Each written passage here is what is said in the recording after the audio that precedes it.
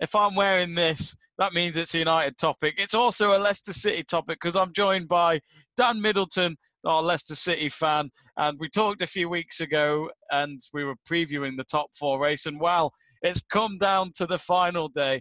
On Sunday, Leicester host Man United.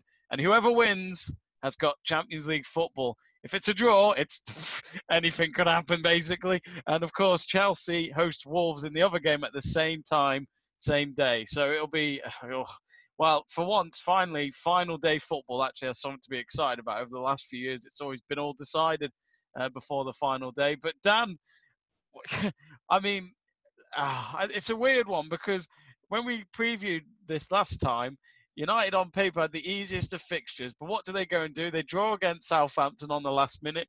They draw against West Ham, and let's be honest, they've ballsed it up. Really, they had it in their hands, but they couldn't do it. But while Leicester, well, it's not gone well for them either. That 3-0 defeat to Spurs, it's certainly put you out. I wouldn't say you lot have ballsed it up. We have been the prime suspect of that. We have been awful since restart. It's been such a shame because we were talking obviously before we started recording for this, and we were mentioning about sort of mentality going into this sort of game, whether it be obviously players management and obviously fans as well. And if I was a fan of United or Leicester and you were offered top 4, you were going to be sitting in top 4 all season, but you end up getting 5th, you just slide out in the last game, and you put it like that without any context. Everybody, especially Leicester fans, would snap their hands off and go, yeah, second highest finish in the club's history. Yeah, absolutely. I'll take that all day long. We might have slipped out of top 4, but we got 5th. Great. That's a really good season for us. It's only the simple fact is we've been in the top 4 near enough all season and had such a poor run since restart. People's mentalities have changed and they've gone, well, we've dropped out of top 4. That's awful. We've dropped to 5th. Oh, bloody hell. It's that flick, isn't it? Because we're in such a poor run of form, everybody's mentality goes to negative, and you've got to look at it the opposite and go, do you know what? We've got 90 minutes on Sunday. We're still welling with a shout. We could draw the game, and obviously if Chelsea don't do the business against Wolves, we get top 4. So all's not lost, and people need to be a lot more positive about it. And even if you do beat us and get in the top 4 and Chelsea, and that's it, and Chelsea and you get in the Champions League, 5th spot for Leicester is a fantastic achievement. As much as it's been almost criminal not getting into the top 4, 5th is still a fantastic season for us, and obviously we'll give it a really good go in the Europa League. But positive moods, and hopefully we get you lot and you don't get anywhere near the Champions League next season. What was it? Oh, well, that's the thing, because I mean, we were texting before, weren't we? And then I said I'm feeling nervous because, let's be honest, United are under pressure from this because, well, I mean, at the start of this I would never have thought 3rd is possible, because if we win, it's definite 3rd place for us because our goal difference is better than Chelsea's by 12 goals, so that's not going to change. But yeah, as you say, for Leicester, 5th spot from the start of the season, if you got told that, then you, as you say, you would jump on that straight away and take 5th. So Europa League, a great result for Leicester. But Dan, I can't decide what to expect because in my eyes this season, Man City and Liverpool have been still the best teams. I know City lost by 18 points or so, but it's happened in the past. Teams have lost by a massive amount, but still a good team. It just feels like beyond them two, everyone else you just don't know what to expect. They're either average or just inconsistent. And I think this race for 4th and 3rd. A lot of people have said that, a lot of people have said this season that these last couple of seasons have been quite poor. And you can see the gulf in class, which I get if you're looking at top 3, top 4. Your Liverpools and the Man Cities are streaks ahead of, Spurs, United, Chelsea, Leicester, Wolves, whoever. But the battle for 4th place and teams in and around there, you've got to remember that teams like Sheffield United were in with a shout. Spurs were in with a shout. Arsenal at one point were in with a shout. It's been really competitive this year. And even at the bottom, that's going to the final day. And it's very rare, the Premier League, that happens. So I actually think this season's been quite a good one. As much as it's been very stop-start due to the current situation that we find ourselves in, the actual season based on the table has actually been quite competitive, and I've quite enjoyed it.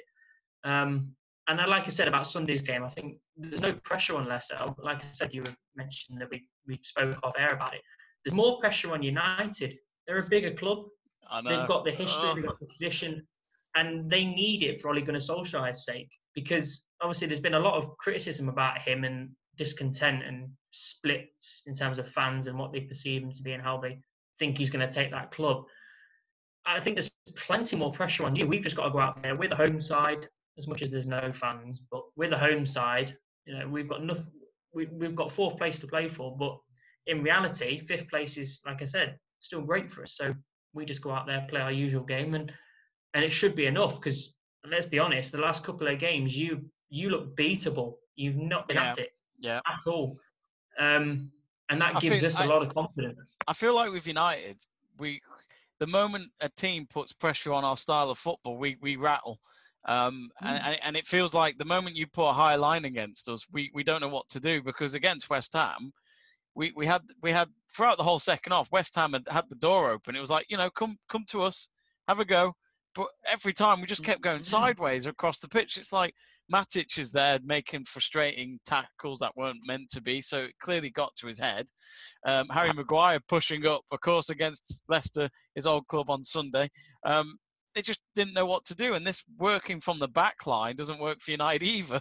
And De Gea is still making mistakes. So there's definitely a lot of weaknesses still in that Solskjaer team, which certainly needs to improve. And you're right, Dan, it's pressure. And I think that's what I worry about this Sunday. United have got a team there that don't really have much experience when it comes to pressured matches, where they could actually finish third with this team. I think will be a great achievement. I think Mourinho said once when we finished second to City, he said, I did well just finishing second with this squad. So it feels like that again, really. So, yeah, we will see what happens. But what happened to Leicester against Spurs, Dan? I mean, Spurs, not a team that score many goals. They got free past you. Again, it's been the story since lockdown. We just defensively look awful. And I'll tell you what, Ryan Bennett is one of the worst defenders we've ever had. Oh, God. And I'm putting that out there. And I want to know what Leicester fans think in the comments, obviously. But Ryan Bennett has been awful for us. He's not played that much because obviously he picked up an injury and he's only on loan and stuff. So the last few games where he has played, he's been awful. I've never seen a player so sluggish on the ball, slow, and every time he gets the ball, goes backwards. It really puts a halt to any sort of momentum that we've got, especially if we play the ball through midfield. We look to play out to the right-hand side, because that's where he's been playing in a three centre-halves. Play it out to the right centre-half, and then he'll either play it really, really long, or he'll play it back to, Johnny Evans or Soyuncu or Wes Morgan. And it just gives the opposition time to get two banks of four and attack us again. And we've really struggled. I think going forward, we're creating chances. We are creating chances. I mean, if Perez had scored against Spurs, that volley that Luis saved, it's a different game. We grow in confidence and we probably get something at Spurs. But Sunday's going to be about taking chances and defending well. I think it's going to be whose attack is the best. I think defensively, but it's going to be an open game. I can't see it being cagey, because both teams have got to go for it for the same reason. So I can see it being quite open. So it's going to be who scores the most, and hopefully that's us. I mean, we've got the firepower to do it, and you guys look beatable at the minute, and there's no pressure on us really. I honestly, the end goal. I do worry about Jamie Vardy against us, because he loves to run, doesn't he, at the defence, and he loves to goal against you. He's scored a few, that's for sure. And he what do you call it? He knows Harry Maguire, so he might look to him and give him the evils. Yeah, maybe. I think that'd be interesting. That's a good matchup, because Maguire's looked really out of sorts recently. I mean, in the Are you surprised by that? Are you surprised? Are you not? I've been telling people, and since United brought him, I've been telling people that I've said to you in a few Let's Talk Sport videos, we've had United's pants down. 80 million is ridiculous for somebody that's not even worth half that. Yeah. And he's been prone to errors. On the ball, he's just sluggish. Yeah, he You know, doesn't look like a good in the natural air, don't get player. me wrong. No, he doesn't. He's a threat from set pieces naturally because he's a strong lad. He's bulky and he's tall and he's not scared to put his head in where it hurts. But on the ball, I think he's so suspect. If Vardy can nip in at any sort of loose touch or whatever, or if someone like Harvey Barnes nips in who's got a bit of pace, or Tielemans or whoever, there's a chance there that if we press United, we'll force mistakes. Again, you guys look beatable, and I honestly think we'll do the business on Sunday. I'm quietly confident. Again, as you say, the whole no pressure thing. I mean, it was interesting what Kasper Schmeichel said earlier. He thinks all the comments on David De Gea are a bit harsh. I mean, I couldn't understand him saying that. He's a goalkeeper himself. He's had it. I'm sure he's had moments where fans GK Union. Well, yeah. Yes. But, I mean... Stick up for your brothers is what it is. Stick up for your... Yeah, exactly. Definitely. They probably have a reunion every season. But Kasper saying that to De Gea, I mean, I don't think it's mind games. I think he really is just defending the guy. But again, that's another weakness Leicester can look at because what we saw with Mason Mount, I mean, that should have been saved. It was a simple shot, really. Defenders didn't deal with it, and De Gea had to pick it up, and didn't happen for him. So surely that's another weakness because I don't know about you, Dan, but De Gea has sadly not been the same since the World Cup. I will say that this is Leicester City we're talking about, the team that love records being put on us. So, for example, we look at people that have scored against us. Who was the Bournemouth striker? That's Solanke. Is it Solanke that scored 2 against us? Yeah, hadn't scored for 40-something games, and the first goal he scores is against us. And not just one, two. Bournemouth haven't come from behind in a game and won since April 2018 against us.